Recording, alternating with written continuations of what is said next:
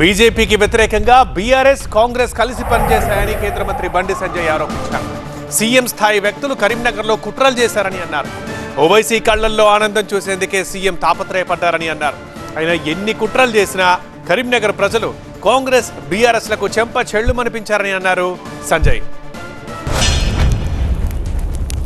ఇలా 2012లో షీలా దీక్షిత్ ఉన్నప్పుడు ఢిల్లీని 3 భాగాలుగా 3 కార్పొరేట్ షీల్స్ విభజిస్తే 2022లో తిరిగి భారతీయ జనతా పార్టీ అన్ని విలీనం చేసింది.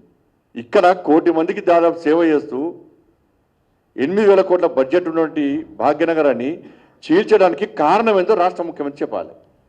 ఇలా ఇప్పుడు చూస్తాం మొద్దు శ్రీను ఏదైతే భావకళలో ఆనందం చూడడానికి చేసినట్టు ఇప్పుడు అందరూ భాగ్యనగర ప్రజలు అందరూ కూడా రేవంత్ రెడ్డి ముఖంలో మొద్దు శ్రీను చూసుకుంటున్నారు. ఇంత నిస్సిగ్గుగా ఇలా కాంగ్రెస్ పార్టీ ప్రభుత్వం ఒక వర్గాన్ని కొమ్ముగేయడం, ఒక పార్టీ చేతిలో కీలుబొమ్మగా మారి అధికారాన్ని ఏ విధంగా చేజిక్కించుకోవాలి, అధికారాన్ని ఏ విధంగా కాపాడాలని చెప్పి అలా ఆలోచించేటువంటి పరిస్థితిలో ఉందంటే ఇలా ప్రజాస్వామ్యం ఏ విధంగా నిలబడుతుందో ఒక్కసారి భాగ్యనగర ప్రజలు ఆలోచించారు.